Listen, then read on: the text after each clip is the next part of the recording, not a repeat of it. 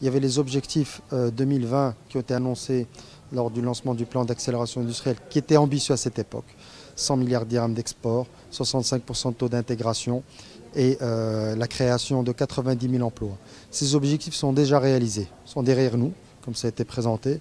Nous sommes à 60 milliards depuis l'année dernière. Un taux d'intégration, nous avons gagné 20%. Les constructeurs sont déjà engagés, c'est en train d'être fait au niveau du taux d'intégration.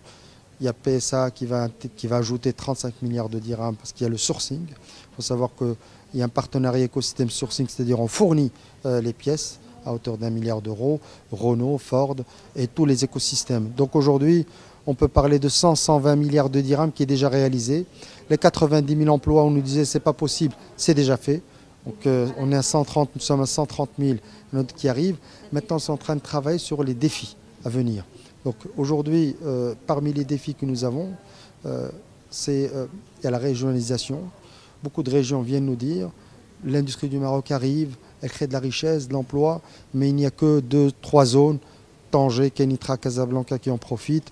Nous aussi, nous sommes demandeurs, etc. Donc nous devons réfléchir à cela intelligemment, on ne peut pas faire n'importe quoi, mais effectivement, nous devons un peu partager un peu cette richesse qui arrive.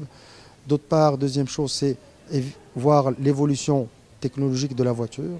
Et troisième point, c'est d'intégrer l'industrie marocaine dans le secteur automobile. Aujourd'hui, c'est la journée de l'industrie.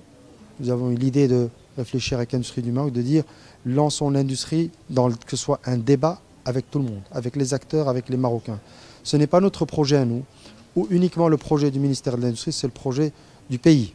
C'est le projet, y compris des citoyens, des universités, des centres de recherche, de toutes les administrations qui doivent adhérer à ce projet et y croire. Maintenant, on a prouvé que l'automobile, on disait que c'était impossible il y a quelques années. Maintenant, regardez où nous en sommes. L'aéronautique également. Donc, il ne faut plus qu'on dise à l'avenir, c'est fini. Moi, j'entends encore des sons de cloche qui me disent, quand j'essaie de batailler pour l'industrie, disant que la réussite économique de notre pays et sociale et tout ce qu'il y a derrière ne peut passer que par une réussite de l'industrie. Si nous ne réussissons pas l'industrie, le reste, je pourrais dire, ça restera fragile, réussir ou pas, mais même si réussite, ça restera fragile. Donc on doit passer par là. Aujourd'hui, notre souhait, c'est de montrer que ça doit être, je dirais, je vais peut-être oser dire que l'industrie doit être inscrite priorité nationale.